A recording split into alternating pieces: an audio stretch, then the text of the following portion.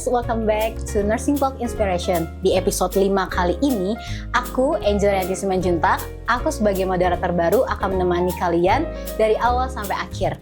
Dan episode kali ini kita akan membahas semua tentang diabetes mellitus. Apa itu diabetes mellitus, gejalanya, dan semua yang akan aku tanyain itu bersumber dari dua narasumber cantik-cantik. Sebelum itu, aku akan memperkenalkan dua narasumber cantik yang ada di kanan dan di kiri aku. Boleh? Perkenalkan, nama aku Meren Limbong, tingkat 1 jurusan Ilmu Keperawatan.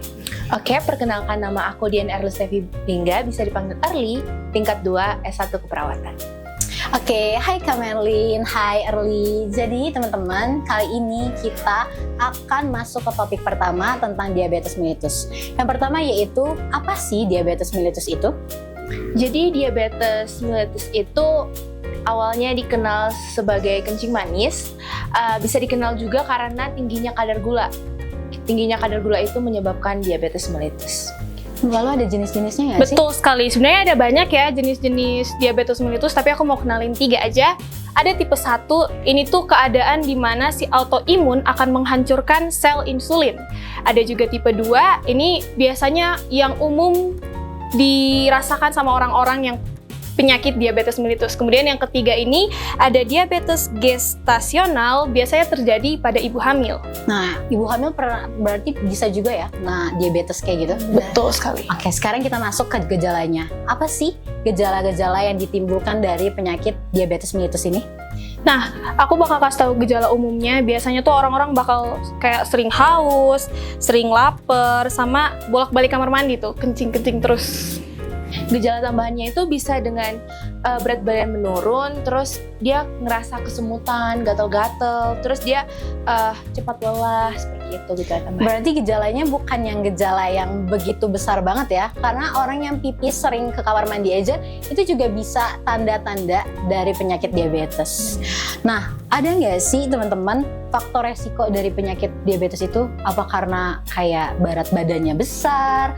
Apa kayak mereka terlalu banyak konsumsi gula atau kayak gimana? Ada nggak sih?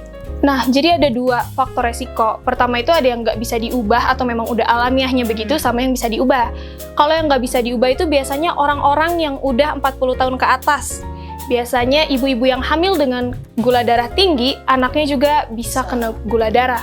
Kemudian orang yang punya riwayat diabetes mellitus, misalnya orang tuanya ada nih yang diabetes, nah keturunan-keturunannya juga ini bisa kena diabetes. Dan juga bayi yang lahir dengan berat badan abnormal. Oke. Jadi kalau yang bisa diubah ini dia mengalami kegemukan atau berat badan yang berlebih, terus dia juga karena kurangnya aktivitas fisik, terus memiliki riwayat penyakit jantung. Jadi riwayat dari keluarga juga berpengaruh banget ya. Kalau ayah atau ibunya ada diabetes, bisa kena juga ke anaknya.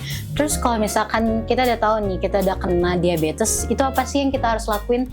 Kita harus pergi kemana? Terus kita harus apa? Karena kita udah tahu nih gejalanya itu semua tuh ada di diri kita. Maka kita harus apa? Nah, yang paling penting sebenarnya kita langsung pergi ke instansi kesehatan apapun itu, kayak puskesmas, laboratorium, atau rumah sakit. Oke. Nah, ini yang paling banyak ditanyain teman-teman, yaitu tentang cemilan. Kita kan anak-anak asrama nih kan, pasti kalau kita nugas banyak banget tuh sambil makan, sambil ngecoklat atau minum-minum yang manis-manis. Padahal sebenarnya di tubuh kita itu udah ada standarnya, standar gula yang seharusnya, komposisi gula yang pas untuk tubuh kita itu berapa sih sebenarnya? Jadi kadar gula yang dianjurkan itu adalah 5% dari kebutuhan, yaitu 25 gram. Jadi 25 gram sehari setara dengan 2,5 sendok, seperti itu. Lalu ada ini nggak sih? Gula itu bisa bikin ada tentang sel kanker kah atau kayak gimana? Bener banget. Nah, jadi teman-teman, sebenarnya gula itu adalah makanan dari sel kanker. Jadi bagi teman-teman yang masih suka makan manis-manis, hati-hati nih. Nah, cek kesehatan. harus dikurang-kurangin nggak sih? Karena nggak bagus banget buat tubuh. Nah, habis itu kita akan bahas nih tentang kayak gimana caranya hidup sehat untuk teman-teman kita yang udah kena diabetes. Jadi tips-tips hidup sehat itu adalah selalu konsumsi makanan-makanan yang kadar gizinya setara, seperti buah-buahan, sayur-sayuran. Terus kurangi kadar gula, kurangi juga kadar lemak yang tinggi, terus protein yang tinggi. Jadi kita bisa seimbangin gitu kan.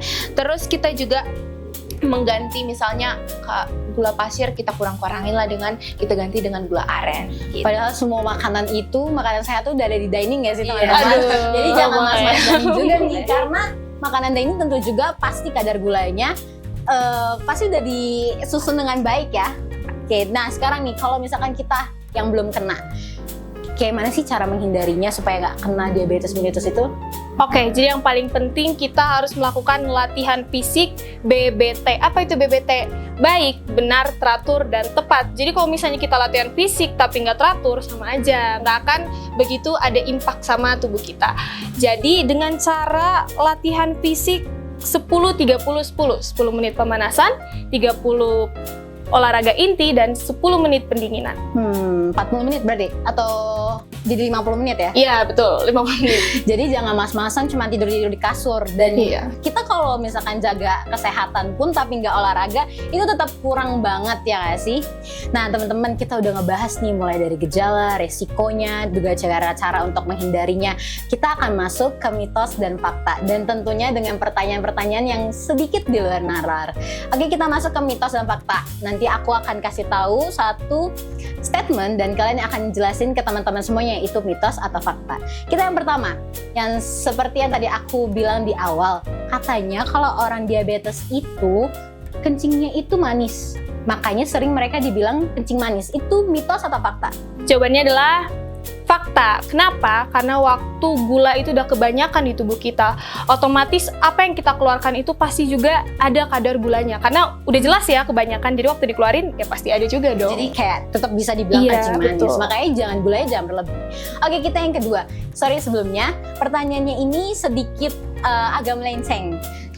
Katanya kalau minum air pipis, kita itu bisa menyembuhkan diabetes. Itu benar gak sih? Jadi teman-teman, itu adalah mitos ya. Jadi kan air seni kita itu, air kencing kita itu adalah air yang sudah dikeluarkan. Masa kita harus minum lagi? Jadi itu benar-benar Betul, mitos. ya. Gitu. Jadi air seni itu keluar karena udah disaring oleh ginjal. Berarti emang udah sisa-sisa doang. Emang udah tidak ada fungsinya di bagi tubuh kita, makanya dikeluarkan. Jadi kalau diminum lagi nggak ada khasiatnya lagi Iya, ya sih. benar. Jadi nggak ada. Nah ini yang terakhir sebelum kita penutupan. Katanya kalau misalkan orang diabetes itu dia nggak bisa donor darah. Nah ini yang paling banyak ditanyain juga. Itu benar atau enggak? Itu mitos ya teman-teman.